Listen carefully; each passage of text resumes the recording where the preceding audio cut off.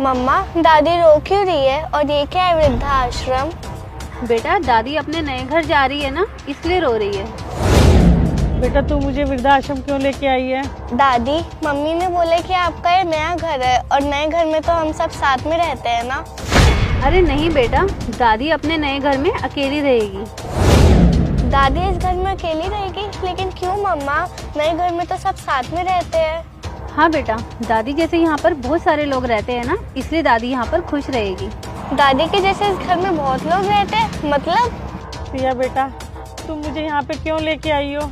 मैं तो अपने बेटे और पोती के साथ रहना चाहती हूँ। बोलो ना, जवाब दो बेटा, कुछ तो बोलो। माँ जी, मैंने कहा ना, आप हमारे साथ रहकर क्या करोगी? वैसे भी यहाँ पर आपके जैसे बहुत सारे लोग रहते हैं, आप उनके साथ खुश रहोगी। बेटा मुझे किसी के साथ नहीं रहना, मुझे अपनी पोती और अपने परिवार के साथ रहना है। मम्मी, दादी को तो हम नए घर में लेके आए, तो दादी रो क्यों रही है? माँ जी, मैं आपको कैसे समझाऊं? सोसाइटी के सभी लोगों ने मिलकर अपने पेरेंट्स को यहाँ पर छोड़ दिया है ताकि आप सभी मिलकर खुश रह सके। और वैसे भी आप क्या करोगी हमारे साथ रहकर? वैसे भी हमने नई काम वाली रख ली है, वो घर के सारे काम कर देगी। बहू, तुम जो बोलोगी मैं वो कर लूंगी। मुझे यहाँ पे नहीं रहना, मैं सारे काम कर लूंगी। मुझे अपने साथ ले चलो, मुझे यहाँ पे अकेला नहीं रहना। बेटा अकेली अकेली कैसे पड़ जाओगी? मैंने कहा ना, आप जैसे बहुत सारे लोग रहते हैं यहाँ। और अब ना मेरा ज्यादा दिमाग खराब मत करो माँ जी, अपना बैग उठाओ और चलो मेरे साथ। बेटा मैं तुम्हारे आगे हाथ जोड़ती हूँ, मुझे यहाँ पे मत छोड़ के जाओ। माँ जी, क्यों इतने ड्रामे कर रही हो तुम? मैंने कहा ना, ये मेरा आखिरी फैसला है और आप मेरे साथ नहीं रह सकती। वैसे भी यहाँ आपको किसी चीज की कमी नहीं होने वाली। आपको तो मुझे थैंक यू बोलना चाहिए कि मैं आपको इतनी अच्छी जगह लेकर आई हूँ। अरे बेटा, मुझे नहीं रहना किसी अच्छी जगह पे, मैं अपने बच्चों के साथ रहना चाहती हूँ, अपने परिवार के साथ रहना चाहती हूँ। माँ जी, आप ना मेरा बहुत ज्यादा दिमाग खराब कर रही है। अब जैसे बोल रही हूँ ना मैं, आप सिर्फ वैसा ही करो। जल्दी से बैग उठाओ और मेरे साथ चलो। पर मम्मी, दादी को तो हम नए घर में लेके आए, तो दादी रो क्यों रही है? उन्हें तो खुश होना चाहिए। बल्कि बेटा, जैसे तुम स्कूल जाती हो तो रोती हो ना, वैसे ही आज दादी अपने नए घर जा रही है, इसलिए रो रही है। मम्मी, पर इस घर के आगे वृद्धाश्रम क्यों लिखा है और इसका मतलब क्या होता है? बेटा, इसका मतलब होता है खुशियों का घर। खुशियों का घर मतलब ये कि इस घर में दादी जैसे बहुत सारे लोग रहते हैं, तो दादी उनके साथ खुश रहेगी। यहाँ दादी जैसे बहुत लोग रहते हैं, पर वो यहाँ कर क्या रहे हैं? अब कैसे समझाऊं इसको? बेटा देखो, जैसे मम्मी पापा जब बुढ़े हो जाते हैं ना, तो उनके बच्चे उनको यहाँ पर छोड़ देते हैं ताकि वो यहाँ पर खुश रह सके। वाह मम्मा, ये तो बहुत अच्छी बात है। पर दादी रो क्यों रही है? दादी, आप बिल्कुल भी मत रोइए। मम्मी ने मेरे को सब समझा दिए। मैं भी बड़े होकर मम्मी पापा को आप ही के पास छोड़ दूंगी, फिर आप सब मिलके खुश रहना। अरे नहीं नहीं बेटा, तुम ऐसा क्यों बोल रही हो? हम तो अपने घर में रहेंगे। लेकिन क्यों मम्मा, ये तो खुशियों का घर है और यहाँ तो सब रहना चाहते हैं। हाँ बेटा, लेकिन हमारे पास अपना घर है ना, तो हम अपने घर रहेंगे। पर क्यों मम्मा, ये भी तो एक खुशियों का घर है और आप यहाँ पे रहना क्यों नहीं चाहते?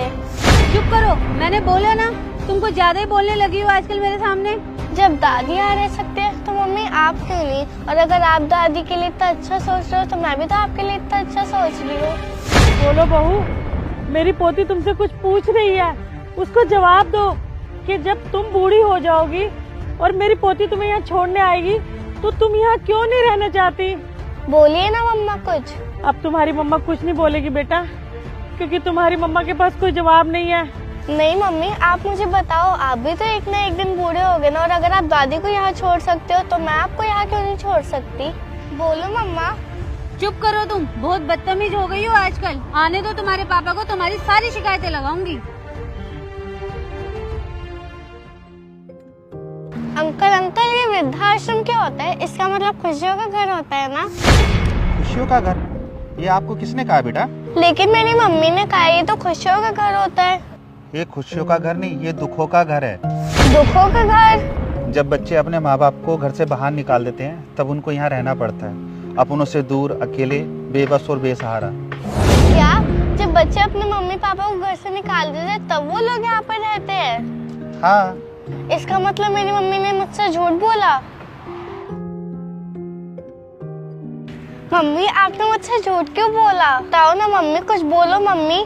बेटा, अब तुम्हारी मम्मा कुछ नहीं बोलेंगी, क्योंकि अब तुम्हें सच्चाई पता लग गई ना।